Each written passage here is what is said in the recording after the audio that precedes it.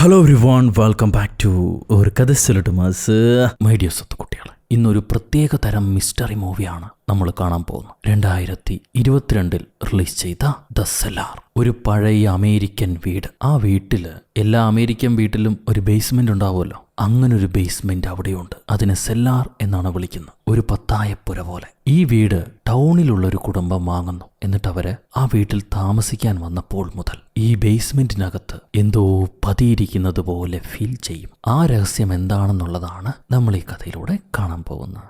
എന്നാ പിന്നെ സിനിമയുടെ കഥകൾ കേൾക്കാൻ ഇഷ്ടപ്പെടുന്ന നമ്മുടെ കൂട്ടുകാരെല്ലാവരും ചാനൽ സബ്സ്ക്രൈബ് ചെയ്തോളൂ. നമുക്കിപ്പോ ഈ കഥയിലേക്ക് കടക്കാം. ഈ സിനിമയുടെ തുടക്കത്തിൽ ഒരു വീടിനകത്ത് കുറെ സാധനങ്ങളൊക്കെ കൊണ്ടുവന്ന് ഇറക്കിയിട്ടുണ്ട്. ഇപ്പൊ ആദ്യം ആ വീട്ടിലേക്ക് അച്ഛനും മകനും അവരുടെ പെട്ടിയുമായി കടന്നു വരുന്നു. പെണ്ണുങ്ങൾ 2 വന്നില്ലല്ലോ, അവരെപ്പോഴും വൈകിയേ വരത്തുള്ളൂ എന്ന് അപ്പൻ മോനോട് കമന്റ് പറയുന്നുണ്ട്. ഇത് കഴിഞ്ഞാണ് ആ വീട് കാണിക്കുന്നത്. വലിയൊരു മനോഹരമായ സായിപ്പം വീട്. അങ്ങോട്ട് അടുത്തതായി അമ്മയും മോളും വരുന്നു. ഈ മോൾക്ക് ഏകദേശം ടീനേജ് പ്രായമുണ്ട്. ഇത്രയും ഭംഗിയുള്ള വീട് കണ്ടിട്ട് മോൾ ഇംപ്രസ് ആവുന്നില്ല. വൃത്തികെട്ട വീട് എന്നാ പറയുക. പണ്ട് എനിക്കൊരു പട്ടി ഉണ്ടായിരുന്നു. അപ്പൊ അമ്മായിയമ്മ പട്ടീനെ കാണുമ്പോൾ വൃത്തികെട്ട പട്ടി എന്നാണ് പറഞ്ഞുകൊണ്ടിരുന്നത്. പട്ടീനെയാണോ ഉദ്ദേശിച്ചെന്നും അറിയില്ല.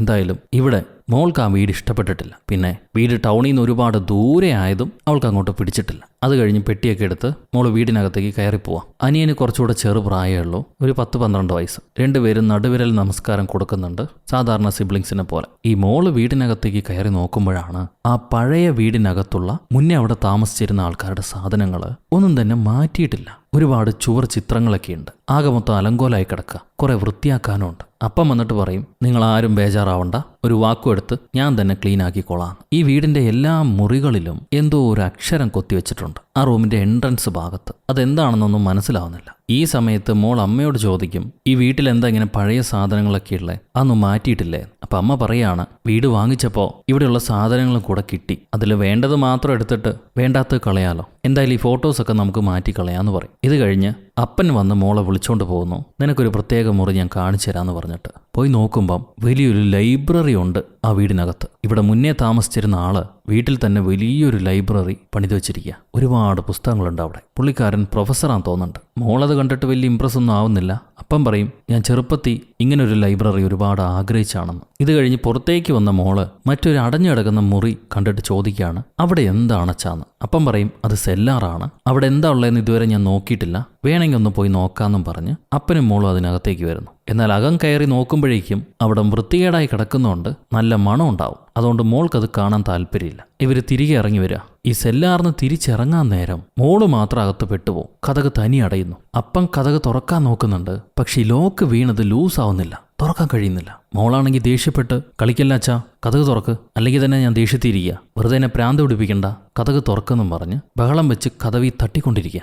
ഈ സമയത്ത് സെല്ലാറിന്റെ താഴെ നിന്നും എന്തോ ഒരു സാധനത്തിന്റെ പ്രസൻസ് ഫീൽ ചെയ്യും. അതിങ്ങനെ പടി കയറി വരുന്നത് പോലെ തോന്നാം. ഒരു ജാതി സൗണ്ടും ഉണ്ടാവുന്നുണ്ട്. പെണ്ണ് പേടിച്ച് കരഞ്ഞ് നിലവിളിച്ച് കതവ് തട്ടുക. ഇവർക്ക് തുറക്കാൻ പറ്റുന്നില്ല. അപ്പോഴായിരിക്കും ഈ സെല്ലാറിന്റെ ഒരു കീ കതവിന് സൈഡിൽ തന്നെ തൂങ്ങിക്കിടക്കുന്നവർ കാണുന്നു. അപ്പൻ അതെടുത്ത് ലോക്കലിട്ട് കതക് തുറക്കുമ്പോൾ പെട്ടെന്ന് അത് തുറന്നു. ഇവരവളെ കളിപ്പിച്ചാണെന്ന് വിചാരിച്ച പെണ്ണിന് നല്ല ദേഷ്യം. ഞാൻ ഈ വീട്ടിൽ താമസിക്കുന്നില്ല, ഞാൻ എങ്ങോട്ടെങ്കിലും പോകാമെന്നും പറഞ്ഞ് ദേഷ്യപ്പെട്ട് അവൾ അവിടെ നിന്ന് മാറിപ്പോകുന്നു. എന്നാൽ എങ്ങോട്ട് പോകാൻ? പിള്ളേര് ദേഷ്യപ്പെട്ട് അവിടെ എവിടെയും കറങ്ങിയിട്ട് പിന്നെ റൂമിൽ പോയി അടച്ചിരിക്കല്ലേ പതിവ്. അതുപോലെ ഇവൾ ആരോടും മിണ്ടാതെ റൂമിൽ ചെന്ന് കഥ അടച്ചിരിക്കുകയാണ്. കുറച്ച് കഴിയുമ്പോൾ അമ്മ അവൾ അടുത്ത് വന്ന് ചോദിക്കും, മോൾ ഓക്കെ ആണോ? അവൾ ഓക്കെ ആണെന്ന് പറയാം. അപ്പം അമ്മ അവരുടെ ജോലി സംബന്ധമായ എന്തോ ഒരു ഫോട്ടോ കാണിച്ച് അതിനെപ്പറ്റിയുള്ള അഭിപ്രായം ചോദിക്കും. അമ്മയുടെ ജോലി എന്താണെന്ന് വെച്ചാൽ സോഷ്യൽ മീഡിയ മാർക്കറ്റിംഗ് ആണ്. യങ്ങർ പിള്ളേരെയാണല്ലോ അത് ടാർഗറ്റ് ചെയ്യുന്നത്. അതുകൊണ്ടാണ് മോളോട് അഭിപ്രായം ചോദിക്കുന്നത്. അവൾക്കതിന് ആ ഫോട്ടോയും ഇഷ്ടപ്പെട്ടിട്ടില്ല, അമ്മ ചെയ്യുന്ന ജോലി ഇഷ്ടമല്ല. അതുകൊണ്ട് വലിയ അഭിപ്രായമൊന്നുമില്ല. ഇപ്പം എന്തായാലും ഇന്ന് രാത്രി ജോലി സംബന്ധമായി അമ്മയ്ക്കും അച്ഛനും കമ്പനി പോകേണ്ടതുണ്ട്. അതുകൊണ്ട് ചെറിയ അനുജനെയും നോക്കി അവളോട് വീട്ടിൽ തന്നെ ഇരിക്കാൻ പറയാണ് അമ്മ. വന്ന ആദ്യ ദിവസം തന്നെ നിങ്ങളിങ്ങനെ വിട്ടുപോകുന്നത് ശരിയല്ല, എനിക്കിതിന് സമ്മതമല്ല എന്ന് മോള് പറയും. അപ്പം അമ്മ ദേഷ്യപ്പെട്ട്, ഈ ഒരു ചെറിയ കാര്യം പോലും നിനക്ക് ചെയ്യാൻ പറ്റില്ലേ? വലിയ ഭാരിച്ച പണിയൊന്നും പറയുന്നില്ലല്ലോ, കുറച്ചു നേരം അവനെ നോക്കിയിരുന്നാൽ മതി, വെളുക്കുമ്പോഴേക്കും ഞങ്ങൾ എത്തിക്കോളാം. വീണ്ടും ഓക്കെ ആണെന്ന് ചോദിക്കുമ്പം അവൾ ശരിയെന്ന് പറയും. അത് കഴിഞ്ഞ് അമ്മ ഇറങ്ങിപ്പോകുന്നു. മോൾക്കാണെങ്കിൽ പുതിയ സ്ഥലത്ത് വന്നുകൊണ്ട് ഭയങ്കര വിഷമ. കൂട്ടുകാരെ എല്ലാം പിരിഞ്ഞു, പിന്നെ കോളേജിൽ എന്തൊക്കെയോ പ്രശ്നങ്ങളുണ്ട്. ഇതൊന്നും അവള് അമ്മയോട് പറയുന്നില്ല. എന്തായാലും ഇപ്പം അപ്പനും അമ്മയും പോയി കഴിഞ്ഞു. നല്ല ഇരുട്ടായി. മോൾ അവളെ ബോയ് ഫ്രണ്ടിനെ വിളിച്ച് സംസാരിച്ചുകൊണ്ടിരിക്കുക. അവരെല്ലാം ഒരുപാട് മിസ് ചെയ്യുന്നുണ്ടെന്ന് പറയും. അവരെ കാണാൻ അങ്ങോട്ട് പോകണമെന്നുണ്ട്. എന്താ ചെയ്യേണ്ടതെന്ന് അറിയില്ല, ഞാൻ അനുജനുമായിട്ട് ഒറ്റയ്ക്കിരിക്കുക, എനിക്കിവിടെ ഭയങ്കര ബോറിംഗ് ആണെന്നൊക്കെ അവളിങ്ങനെ പറഞ്ഞുകൊണ്ടിരിക്കുക. പെട്ടെന്നൊരു തലയോട്ടി രൂപം അവളെ മുന്നിൽ വന്നിങ്ങനെ നിൽക്കും. പെണ്ണ് പേടിച്ചെഴുന്നേൽക്കുമ്പം അത് അനുജൻ ചെറുക്കനാ. എവിടുന്നോ ഒരു മാനിന്റെ തലയും കൊണ്ട് അവൻ മുഖം മൂടി വന്നായിരുന്നു. നിന്നെ കൊല്ലൂടാന്നും പറഞ്ഞ് പെണ്ണവനെ ഓടിക്കുകയാണ്. ഈ സമയത്ത് അപ്പനും അമ്മയും അവരെ ജോലി സംബന്ധമായി കമ്പനി ചെന്നൊരു ഡിസ്കഷനിലായിരിക്കും. ആ നേരത്താണ് മോള് വിളിക്കുന്നത്.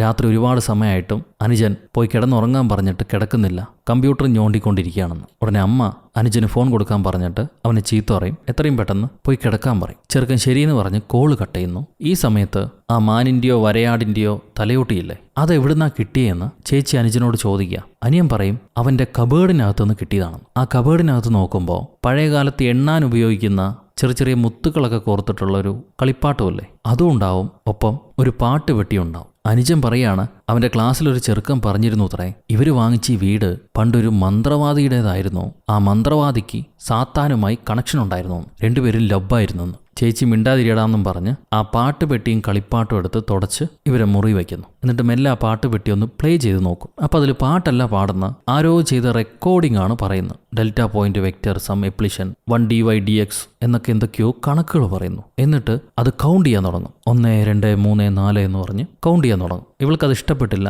ഉടനെ അവൾ അത് ഓഫാക്കി കളയും. ഇത് കഴിഞ്ഞ് അനുജനെ കൊണ്ടുപോയി ഉറക്കി ഇവൾ കുറച്ചു നേരം TV കണ്ടുകൊണ്ടിരിക്കുക. പഴയ ഏതോ റൊമാൻറ്റിക് സിനിമ.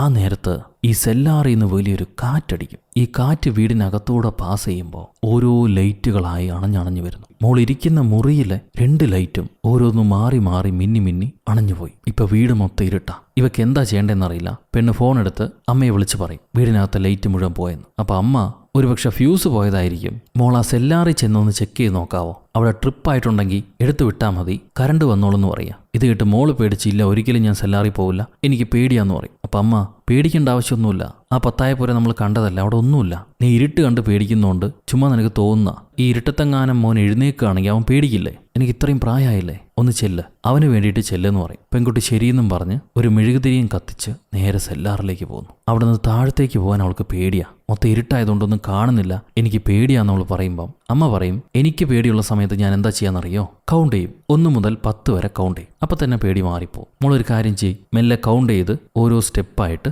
താഴത്തേക്ക് നടന്നു പോകും. മാക്സിമം 10 സ്റ്റെപ്പേ കാണുള്ളൂ. ഒരു കുഴപ്പമില്ല, ഞാൻ മൊബൈലിൽ തന്നെ നിൽക്കാം, നീ നടന്നു പോകുമെന്ന് പറയുക. ഇതനുസരിച്ച് മോൾ ഓരോ നമ്പറായി എണ്ണി ഓരോ സ്റ്റെപ്പ് നടന്ന് താഴത്തേക്ക് വരും. 9 വരെ അവൾ എണ്ണി. ഇപ്പം നല്ല പേടിയുണ്ട്. ഒറ്റ സ്റ്റെപ്പേ ഉള്ളൂ മോളെ, താഴേക്ക് ഇറങ്ങിക്കോന്ന് അമ്മ പറയുമ്പം മോള് ബോധം കെട്ട് വീണു. എന്നാൽ മോള് ബോധം കെട്ട് വീണത് അമ്മയ്ക്കറിയില്ല.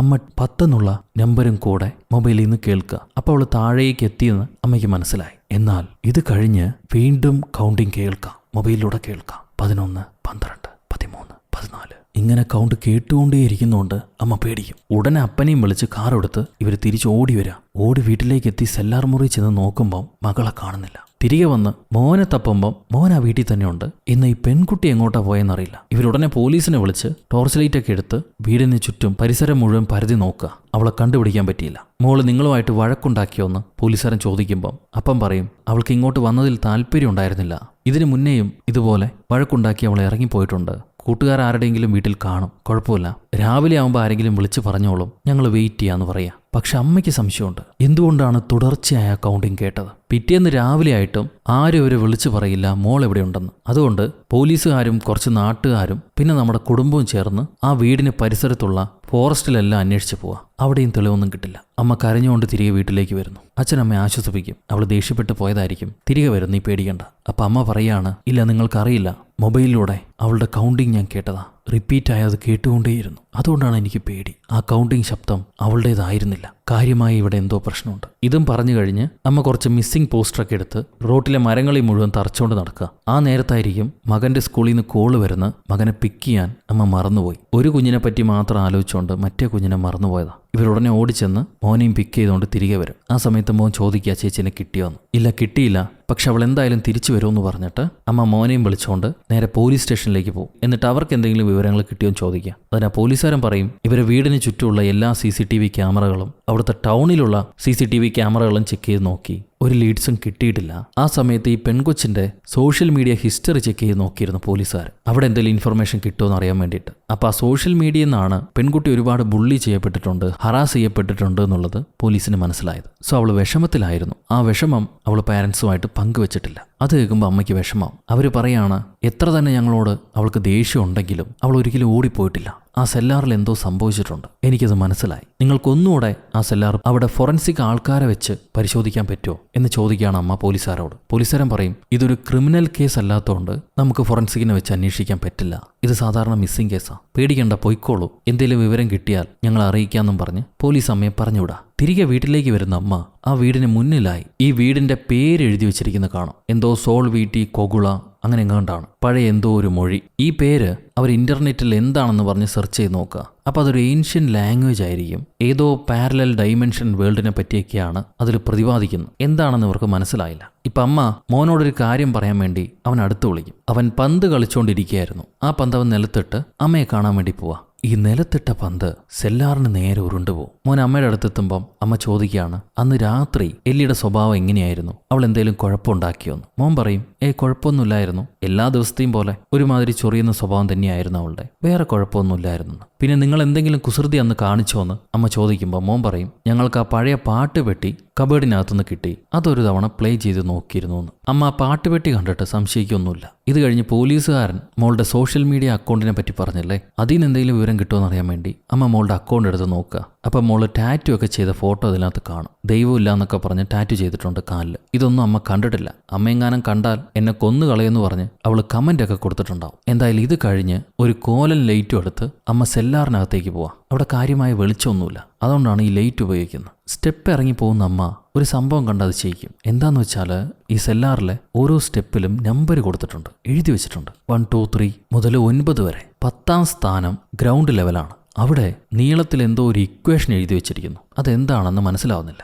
ഇവരൊന്നുകൂടെ ചുറ്റും പരിശോധിക്കുമ്പോൾ ചുവരിലായിട്ട് ഈ പ്രേതത്തിന്റെ മുഖ സിമ്പലില്ലേ, അത് കുറേ ആരോ വരച്ചു വെച്ചിട്ടുണ്ട്. അത് കണ്ട് ഇവർ പേടിക്കും. എന്നിട്ട് ഉടനെ പോലീസിനെ വിളിച്ച് ആ മുറി ഒന്ന് കാര്യമായിട്ട് ചെക്ക് ചെയ്യാൻ പറയാം. പോലീസുകാരൻ ഇപ്രാവശ്യം ഒരു ഫോറൻസിക് വിദഗ്ധനെ വിട്ട് ആ റൂം ചെക്ക് ചെയ്യിപ്പിക്കും. അപ്പോൾ പുള്ളിക്കാരന് അവിടെ നിന്ന് കാര്യമായൊന്നും കിട്ടുന്നില്ല. ഈ പ്രേതപ്പടമൊക്കെ പഴയ ഏതോ പെയിന്റ് കൊണ്ട് ആരോ വരച്ചു വെച്ചിട്ടുള്ള, അതിനെ കാര്യമായിട്ട് സംശയിക്കേണ്ട ആവശ്യമൊന്നുമില്ല. എന്തായാലും ഈ വീടിന് ഒരു 50-60 കൊല്ലം പഴക്കമുണ്ട്. ഇതിന്റെ പഴയ ഓണറെ പറ്റി നിങ്ങൾക്കറിയുമോ എന്ന് പോലീസുകാരൻ ചോദിക്കുകയാണ് നമ്മുടെ ഫാമിലിയോട്. അപ്പം പറയും, അതായത് ഹീറോ പറയും, ഈ വീട് അവർക്ക് ലേലത്തിൽ കിട്ടിയതാണത്രേ. വില കുറവിന് ഇത്രയും വലിയൊരു വീട് ലേലത്തിൽ കിട്ടിയപ്പം പെട്ടെന്ന് അവർ വാങ്ങിച്ചതാണ്. വലിയ ഹിസ്റ്ററി ഒന്നും ചെക്ക് ചെയ്യാൻ പോയില്ല. ഇങ്ങനെ എന്തെങ്കിലും കുഴപ്പമുണ്ടാവുമെന്ന് അവർ വിചാരിച്ചതുമില്ല. അപ്പോൾ പോലീസുകാരൻ അങ്ങനെ കുഴപ്പമൊന്നുമില്ല, പേടിക്കണ്ട, നിങ്ങൾ എന്തായാലും വെയിറ്റ് ചെയ്യൂ, പോലീസ് കാര്യമായിട്ട് അന്വേഷിക്കുന്നുണ്ട്, എന്തെങ്കിലും വിവരം ഉണ്ടെങ്കിൽ അറിയിക്കാമെന്നും പറഞ്ഞിട്ട് പൊക്കളെ. അന്ന് രാത്രി അമ്മ പെട്ടെന്ന് ഞെട്ടി എഴുന്നേക്കുക. സംഭവം മോൻ അടുത്തൊന്ന് വിളിച്ചായിരുന്നു. അവൻ മൂത്രം ഒഴിച്ചോത്രേ. ഇനിയിപ്പോൾ എങ്ങനെ ബെഡിൽ കിടക്കുക? അമ്മ ചെന്ന് ബെഡൊക്കെ വൃത്തിയാക്കി പുതിയ വിരിപ്പൊക്കെ വിരിച്ച് മോനെ വീണ്ടും കിടത്തി ഓർക്കും. അപ്പം മോൻ വീണ്ടും ചോദിക്കും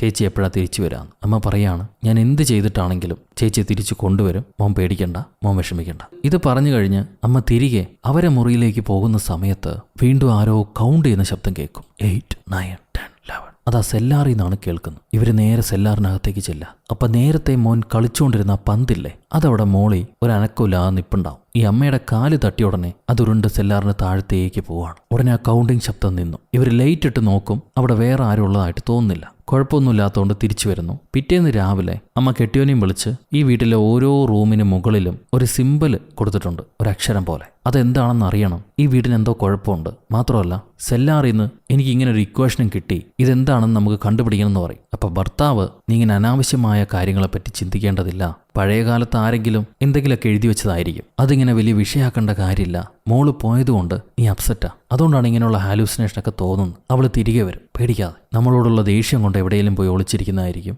അവൾ തിരികെ വരും. നീ റെസ്റ്റ് ചെയ്യ്, ഇന്ന് ഞാൻ ഓഫീസിലേക്ക് പോയിക്കൊള്ളാമെന്നും പറഞ്ഞിട്ട് ഭർത്താവ് ഒരുങ്ങി ഓഫീസിലേക്ക് പോവാം. അത് കഴിയുമ്പം അമ്മ ഇവർക്ക് വീട് ലേലത്തിൽ കിട്ടിയില്ലേ, ആ ലേലക്കാരെ വിളിക്കും. എന്നിട്ട് ഈ വീടിന്റെ പഴയ ഓണർ ആരാന്ന് ചോദിക്കുക. അപ്പം അയാൾ പറയാണ് ഈ വീടിന്റെ പഴയ ഓണർ ഒരു വലിയ പ്രൊഫസറാ. പുള്ളിക്കാരൻ മരണപ്പെട്ടു പോയി. പുള്ളിയുടെ മോള് മാത്രമേ ഇപ്പൊ ജീവനോടെ ഉള്ളൂ. എന്നാൽ ആ മോളുടെ കയ്യിൽ നിന്നല്ല ഇവരാ വീട് വാങ്ങിച്ചത്. ഇടയിൽ ഏതോ ഒരു ബ്രോക്കർ ഉണ്ടായിരുന്നു, അതുവഴി വീട് വാങ്ങിച്ചിട്ട് ലേലത്തിനിട്ടതായിരുന്നു. ആ മോളുടെ അഡ്രസ് ഒന്നും അവരുടെ കയ്യിലില്ല എന്ന് പറയും. അമ്മച്ചി ശരിയെന്നും പറഞ്ഞ് കോള് കട്ട് ചെയ്തിട്ട് അവർ എഴുതിയെടുത്തല്ലോ ഒരു ഇക്വേഷനൊക്കെ, അതും എടുത്ത് ഈ വീടിന്റെ ഓരോ ഡോറിലുള്ള അക്ഷരങ്ങൾ അതെല്ലാം ഫോട്ടോയും എടുത്തിട്ട് നേരെ ഓഫീസിലേക്ക് ചെല്ലും. എന്നിട്ട് അവിടെയുള്ള ഒരു ടെക്നീഷ്യൻ പെൺകുട്ടീനെ കണ്ട് ഈ അമ്മച്ചി എടുത്ത ഫോട്ടോയെല്ലാം ആ പെൺകുട്ടിക്ക് കൊടുത്തിട്ട് ഇതിനെപ്പറ്റി എന്തെങ്കിലും വിവരങ്ങൾ ഇന്റർനെറ്റിലുണ്ടോ എന്ന് ചെക്ക് ചെയ്ത് നോക്കിയിട്ട് പറയാം. ഈ അമ്മച്ചിയായിട്ടുള്ള അമ്മച്ചിയെ വേറെ ഏതൊക്കെയോ സിനിമയിൽ ഞാൻ കണ്ടിട്ടുണ്ട്, ചെറിയ പെണ്ണായിട്ട്. പെട്ടെന്ന് അവർക്ക് വയസ്സായോ? കാലം വളരെ വേഗത്തിൽ പോവാ. കുറച്ചു നേരം കഴിയുമ്പം ആ ടെക്നിക്കൽ ഗേൾ ഹീറോയിനോട് വന്നിട്ട് പറയും, അവർ ആ ഡോറിന് മേളിൽ കണ്ട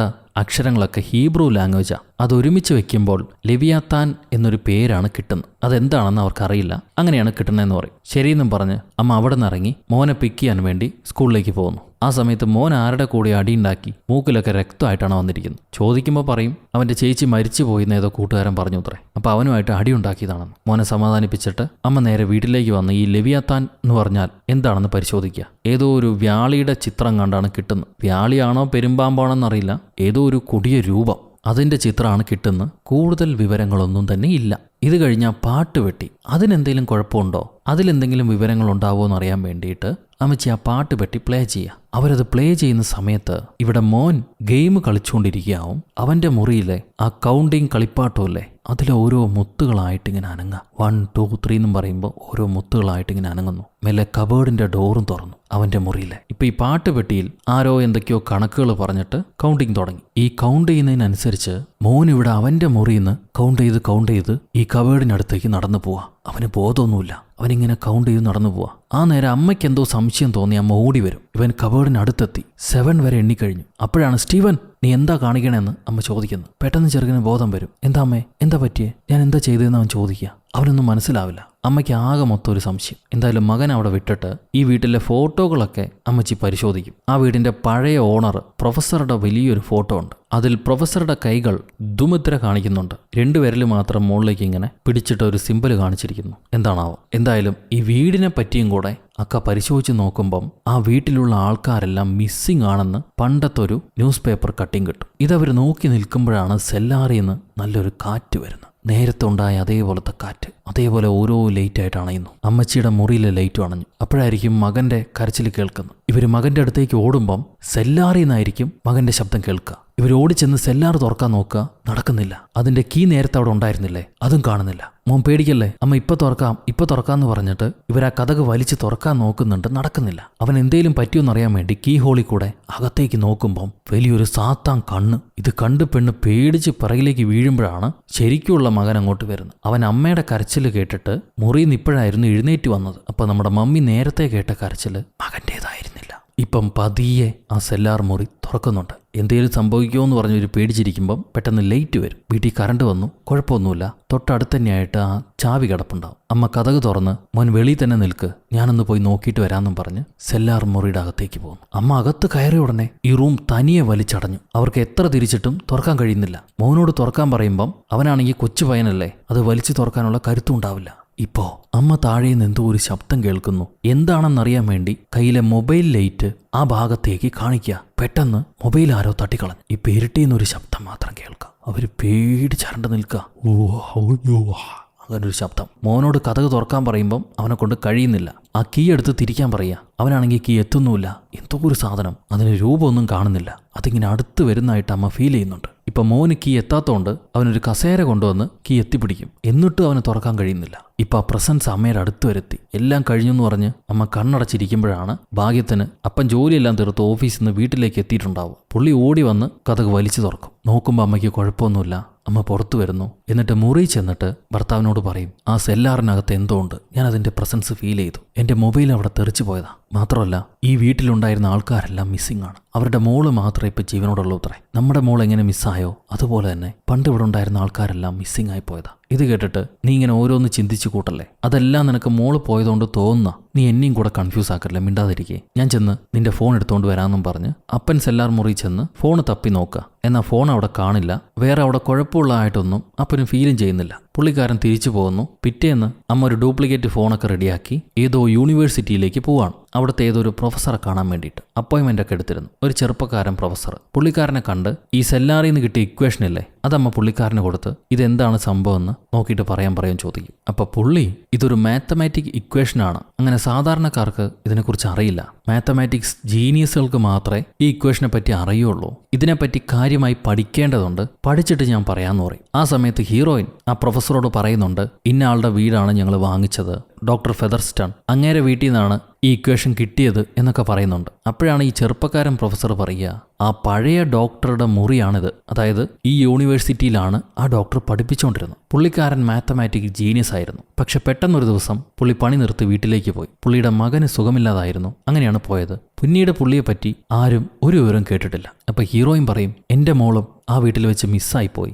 അതുകൊണ്ടാണ് ഞാൻ നിങ്ങളെ കാണാൻ വന്നത്. പ്രൊഫസർ ഹീറോയിനെ സമാധാനിപ്പിച്ചിട്ട് ഞാനിത് എന്താണെന്ന് കണ്ടുപിടിച്ച് പറയാം, നിങ്ങൾ നമ്പർ തന്നിട്ട് പോയിക്കോളൂ എന്ന് പറയും. ഇത് കഴിഞ്ഞ് ഹീറോയിൻ വീട്ടിലേക്ക് തിരിച്ചു വരുന്നു. അപ്പനും മോനും അപ്പോൾ കളിച്ചുകൊണ്ടിരിക്കുകയാവും. മോനൊരു ചെറിയ ഡ്രോൺ പറത്തിക്കൊണ്ടിരിക്കുക. ആ സമയത്തായിരിക്കും അമ്മയ്ക്ക് കമ്പനിയിൽ നിന്ന് ഒരു കോള് വരുന്നു. അവിടുത്തെ മാനേജർ ഒരുപാട് തവണ വിളിച്ചു നോക്കിയത്രേ, പക്ഷെ കിട്ടിയില്ല. ഹീറോയിൻ, എൻ്റെ ഫോൺ മിസ്സായിപ്പോയി, ഇപ്പോഴാണ് ഡ്യൂപ്ലിക്കേറ്റ് കിട്ടിയത്, ഞാൻ തിരികെ വിളിക്കാനിരിക്കുകയായിരുന്നു എന്ന് പറയും. അപ്പോൾ ആ മാനേജർ പറയാണ്, എന്നാൽ നിങ്ങൾക്ക് വിളിച്ചപ്പം ആരോ ഫോൺ എടുത്തിരുന്നു, ആരാ എടുത്തതെന്നറിയില്ല, അവർ കൗണ്ട് ചെയ്യുന്ന ശബ്ദം മാത്രമാണ് ഞാൻ കേട്ടത്, സംശയപ്പെട്ടാണ് ഞാൻ വീണ്ടും വിളിക്കുന്നത്. എന്തായാലും താൻ ഓക്കെ അല്ലേ, കുഴപ്പമൊന്നുമില്ലല്ലോ. ഹീറോയിൻ ഓക്കെ ആണെന്ന് പറയും. അത് കഴിഞ്ഞിട്ട് ഇതേ മാനേജറുടെ കയ്യിൽ നേരത്തെ പ്രൊഫസർക്ക് കൊടുത്തില്ലേ ആ ഇക്വേഷൻ കൊടുത്തിട്ട് അതിനെപ്പറ്റി ഹീറോയിൻ അന്വേഷിക്കാൻ പറഞ്ഞിരുന്നു. പുള്ളിക്കാരൻ അതിനെപ്പറ്റി അന്വേഷിച്ചപ്പം ബെൽജിയത്തിലെ ഏതോ ഒരു വീട്ടിൽ ഇതുപോലുള്ളൊരു ഇക്വേഷൻ കണ്ടുകിട്ടിയിരുന്നു അത്രേ. എന്നാൽ ആ വീട്ടിലുണ്ടായിരുന്ന ആൾക്കാരെല്ലാം പെട്ടെന്നൊരു ദിവസം മൺമറഞ്ഞു പോയി. പിന്നെ അവരെ പറ്റി ആരും കേട്ടിട്ടില്ല. അങ്ങനൊരു സംഭവമാണ് ഉണ്ടായത്. ഇത് കേൾക്കുമ്പോൾ ഹീറോയിൻ ഞെട്ടിപ്പോവും. ആ നേരത്ത് അപ്പൻ, ഞാൻ അമ്മയോട് സംസാരിച്ചിട്ട് വരാം, മോൻ ഇവിടെ ഇരുന്ന് കളിച്ചോന്നും പറഞ്ഞ്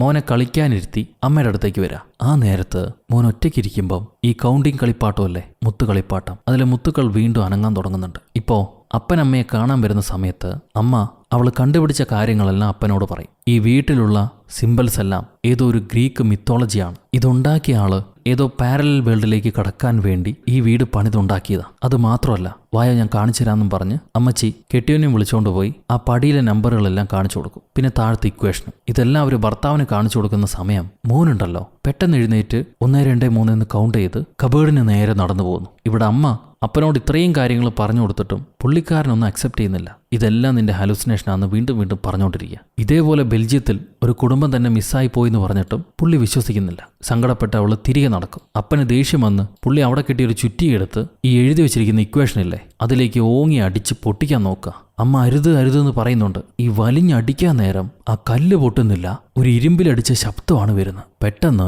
ഈ പാട്ട് വെട്ടി തനിയെ പ്ലേ ചെയ്യാൻ തുടങ്ങും. എന്നിട്ട് കൗണ്ട് ചെയ്ത് തുടങ്ങി. ആ സമയം മോനില്ലേ, മോൻ ആ കബേർഡിനടുത്തേക്ക് എത്തിയില്ലേ, അവന് കബേർഡിനകത്ത് ഒരു പെൺകുട്ടി നിൽക്കുന്നതായിട്ട് തോന്നും. ആ പെൺകുട്ടിയുടെ രൂപവും ഭാവവും കണ്ടിട്ട് അത് അവന്റെ സിസ്റ്റർ തന്നെയാണെന്ന് അവന് മനസ്സിലായി. അവൻ ഉടനെ കാറി കൂവി അമ്മയെ വിളിക്കുക. അമ്മ ഓടി മകന്റെ അടുത്ത് ചെല്ലുമ്പോൾ മോൻ പറയും, ഞാൻ എലിയെ ഈ കബേർഡിനകത്ത് വെച്ച് കണ്ടുവന്നു. ഇവര് നോക്കുമ്പം കബേർഡിനകത്ത് കുഴപ്പമൊന്നും ഉണ്ടാവില്ല. എന്നാൽ എലിയുടെ മൊബൈൽ ഫോൺ കബേർഡിനകത്ത് കിടപ്പുണ്ട്. ഇത് കഴിഞ്ഞ് പിറ്റേ ദിവസം അമ്മ ഈ വീടിന്റെ പഴയ ഓണറല്ലേ, അയാൾക്കൊരു മകളുണ്ടായിരുന്നു. ആ മകളുടെ അഡ്രസ്സ് എങ്ങനെയൊക്കെയോ കണ്ടുപിടിച്ച് ആ മകളെ കാണാൻ ചെല്ലും. നല്ല പ്രായമായ ഒരു അമ്മച്ചിയാണത്. ഏതോ പള്ളിയിലാണ് അവർ അന്തേവാസിയായിട്ട് വസിക്കുന്നത്. ഹീറോയിൻ ചെന്ന്, ഞങ്ങളാണിപ്പോൾ നിങ്ങളുടെ വീട്ടിൽ താമസിക്കുന്നത്, എൻ്റെ മകൾ അവിടെ വെച്ച് മിസ്സായിപ്പോയി, എന്താ സംഭവിച്ചതെന്നറിയില്ല, അതിനെപ്പറ്റി ചോദിക്കാനാണ് ഞാൻ വന്നതെന്ന് പറയും. അപ്പോൾ ഈ അമ്മച്ചി ലിവിയാത്തൻ എന്നുള്ള പേരെഴുതി കാണിച്ചു കൊടുക്കുന്നു. ഇതാരാണെന്ന് ഹീറോയിൻ ചോദിക്കുക. ആ അമ്മച്ചി പറയും, നരകത്തിന്റെ രാജകുമാരനാണെന്ന്. അവനെ എൻ്റെ അച്ഛനാണ് ഈ ലോകത്തേക്ക് കൊണ്ടുവന്നത്, അതുകൊണ്ടാണ് എൻ്റെ കുടുംബത്തിന് അങ്ങനെ സംഭവിച്ചത്. ഇത് കേട്ട് ഹീറോയിൻ ചോദിക്കുക, പക്ഷേ നിങ്ങളുടെ അച്ഛനൊരു സയന്റിസ്റ്റ് ആയിരുന്നില്ലേ, പിന്നെന്തിനാണ് ഈ മന്ത്രവാദമൊക്കെ ചെയ്ത്? അത് കേട്ടിട്ട് അമ്മച്ചി പറയും, സയന്റിസ്റ്റ് ആയിരുന്നു, എന്നാൽ സയൻസ് കൊണ്ട് എൻ്റെ സഹോദരനെ അച്ഛന് രക്ഷപ്പെടുത്താൻ കഴിഞ്ഞില്ല, അതുകൊണ്ടാണ് ഈ കൾട്ടുകൾ അപ്പൻ ചെയ്യാൻ തുടങ്ങിയത്. അപ്പൻ അറിയുന്ന മാത്തമാറ്റിക്സ് ഉപയോഗിച്ച് തന്നെ ആ നരക സാത്താനെ അപ്പൻ ഈ ഭൂമിയിലേക്ക് കൊണ്ടുവന്നു. ഇത് കേട്ടിട്ട് അമ്മ ചോദിക്കുകയാണ്, എൻ്റെ മകളിപ്പോൾ എവിടെയാ, നിങ്ങൾക്കറിയോ? അവൾ ഇപ്പോഴും ആ സെല്ലാറിനകത്തുണ്ടോ? അതിന് അമ്മച്ചി, നീ ആ സെല്ലാറാണ് കുഴപ്പമെന്നാ വിചാരിച്ചിരിക്കുന്നത്? അല്ല, ആ വീട് മുഴുവൻ അതിനു വേണ്ടിയിട്ടാണ് എൻ്റെ അപ്പം പണിത് വെച്ചിരിക്കുന്നത്. ഇത് കേട്ട് പേടിച്ച ഹീറോയിൻ വണ്ടിയും കൊണ്ട് തിരികെ വീട്ടിലേക്ക് ഓടി വരാ. ആ നേരത്ത് ഡാഡി ഇല്ലേ, കെട്ടിയോൻ, പുള്ളിക്കാരന് സംശയം തോന്നി. പുള്ളി ഹീറോയിൻ കൊടുത്ത ആ വീട്ടിലെ ചിത്രങ്ങൾ, സിംബൽസ്, അതെല്ലാം കമ്പ്യൂട്ടറിലിട്ട് ഇതൊക്കെ കൂട്ടിക്കിഴിക്കുമ്പം എന്തെങ്കിലും കിട്ടുന്നുണ്ടോ നോക്കും. ഇവിടെ തിരികെ വരുന്ന ഹീറോയിൻ നേരത്തെ ഒരു ഡോക്ടറെ കണ്ടില്ലേ, അയാളെ വിളിക്കുക. ആരോ ഫോൺ എടുക്കുന്നുണ്ട്, പക്ഷെ മിണ്ടല്ല ചെയ്യുന്ന കൗണ്ട് ചെയ്യാണ് 1 2 3 പേടിച്ച് അവൾ കോള് കട്ട് ചെയ്യും. വീട്ടിലേക്ക് തിരികെ വരുമ്പം കെട്ടിയോനുണ്ടല്ലോ ഈ സിമ്പിളെല്ലാം വെച്ച് ഒരു നക്ഷത്രമാണ് കണ്ടുപിടിച്ചിരിക്കുന്നത്. കുറെ ഷേപ്പുകളാണ് കിട്ടിയത്. ആ ഷേപ്പും ഇവർക്ക് കിട്ടിയ സാധനങ്ങളൊക്കെ വെച്ച് ഇവർ വീണ്ടും സെർച്ച് ചെയ്യുമ്പം ബാപ്പോമെറ്റ് എന്ന് പറഞ്ഞൊരു കൊടിയ സാത്താന്റെ രൂപം കിട്ടും. അതിനെയാണ് ഇതെല്ലാം കൂടെ പ്രതിപാദിക്കുന്നത്. It's some sort of demon എന്നാണ് അയാൾ പറയുക. ആ ഡീമന്റെ കയ്യിൽ ഒരു സിമ്പലുണ്ട്, ഒരു മുദ്ര. അതേ മുദ്രയാണ് ഈ വീട്ടിലുണ്ടായിരുന്ന ഓണറ പടത്തിലും കണ്ടത്. ഈ ഡീമൻ ആണും പെണ്ണും മൃഗവും എല്ലാം മിക്സ് ആയതാ. അതിന്റെ ബോഡി കണ്ടറിയാം. ഈ സൈത്താന്റെ ദേഹത്ത് എന്താണോ എഴുതി വെച്ചിരിക്കുന്നത് അതാണ് ഈ വീടിന്റെ പേരായിട്ട് ആ പഴയ സയന്റിസ്റ്റ് കൊടുത്തിട്ടുള്ളത്. സോ ഈ വീട് തന്നെ സൈത്താന് വേണ്ടി രൂപം കൊടുത്താണെന്ന് ഹീറോയിന് മനസ്സിലായി. ഇവരതൊക്കെ കണ്ടുപിടിച്ചുകൊണ്ടിരിക്കുന്ന സമയം നമ്മുടെ കുഞ്ഞു പയ്യൻ ഡ്രോൺ പറത്തിക്കൊണ്ടിരിക്കുക. ആ ഡ്രോൺ നേരെ സെല്ലാറിനകത്തേക്ക് ചെല്ലും. ഇപ്പൊ ഇവിടെ ഹീറോയിൻ ആ പാട്ട് പെട്ടിയിൽ എന്താണെന്ന് അറിയാൻ വേണ്ടി അതെടുത്ത് പ്ലേ ചെയ്ത് നോക്കുക. പാട്ട് പെട്ടി ഓരോന്നായിട്ട് ഇങ്ങനെ കൗണ്ട് ചെയ്യാൻ തുടങ്ങുന്നു. അതിനനുസരിച്ച് മകനും സ്റ്റെപ്പിലൂടെ കൗണ്ട് ചെയ്ത് ഇറങ്ങി പോകും. 10 വരെ ഏകദേശം കൗണ്ടിങ് ആയി. ഇപ്പൊ നിലത്തെടുക്കുന്ന ഡ്രോൺ മകന്റെ കയ്യിൽ കിട്ടുന്നുണ്ട്. അതെടുത്ത് സന്തോഷത്തോടെ അവൻ തിരിയുമ്പം ഒരു പോത്തിന്റെ തലയുള്ള എന്തോ ഒന്ന് അവന് സൈഡിൽ നിൽക്കുന്നതായിട്ട് കാണാം. ചെറുക്കൻ പേടിച്ച് നിലവിളിക്കുക. അവന്റെ ശബ്ദം കേട്ട് അപ്പനും അമ്മയും നേരെ സെല്ലാറിലേക്ക് ഓടും. അവിടെ നോക്കുമ്പം മകനെ കാണുന്നില്ല. ഒരു പന്ത് മാത്രം ഉരുണ്ടു വരുന്നുണ്ട്. ഇവർ ആ പന്ത് വന്ന ഭാഗത്തേക്ക് ഓടിപ്പോയി നോക്കുകയാണ്. കൗണ്ട് 10 തീർന്നില്ല. 41 42 എന്നും പറഞ്ഞ് വീണ്ടും ഇങ്ങനെ എണ്ണിക്കൊണ്ടിരിക്കുക. ഓടിപ്പോയി നോക്കുമ്പം ആ ചെറുക്കന്റെ മുറിയിലെ കബേർഡില്ലേ അതിനകത്ത് അവൻ നിൽക്കുന്നുണ്ട്. ഭാഗ്യത്തിന് മൺമറഞ്ഞു പോയിട്ടില്ല. കൗണ്ട് ചെയ്ത് എങ്ങോട്ടോ നടന്നു പോവാ. ഇവർ ചെക്കനെയും പിടിച്ചെടുത്തോണ്ട് വന്ന് കൗച്ചി കിടത്തി എന്താ പറ്റിയ മോനെന്ന് ചോദിക്കും. അവനൊന്നും പറയാൻ കഴിയുന്നില്ല. അപ്പോഴാണ് അമ്മ കാണുന്നത് ഇവന്റെ നെഞ്ചത്ത് ആ സാത്താന്റെ സിമ്പൽ ഉണ്ടാവും, നക്ഷത്ര സിമ്പൽ. മോൻ പറയാണ് ഞാൻ 7 തലയും 10 കൊമ്പുള്ള ഒരു ബീസ്റ്റിന്റെ കൂടെ യാത്ര ചെയ്തെന്ന്. ഇത് പറഞ്ഞ് ചിരിച്ചിട്ട് അവൻ കിടന്ന് പെടയാൻ തുടങ്ങും. അമ്മ പേടിച്ച് കെട്ടിയോനെ വിളിക്കാൻ വേണ്ടി കെട്ടിയോന്റെ അടുത്ത് പോകുമ്പം അയാളും 41 42 എന്നും പറഞ്ഞ് എണ്ണിക്കൊണ്ടിരിക്കുക. ഈ നേരത്താണ് ചെങ്ങ എണ്ണിക്കൊണ്ടിരിക്കുന്നത്, തിരികെ വാ മോനെ രക്ഷിക്കാനുണ്ടെന്ന് പറയുമ്പം പുള്ളിക്കാരൻ പറയാണ് അവനിപ്പോ ഈ വീട്ടിലേക്ക് വന്നു എന്ന്.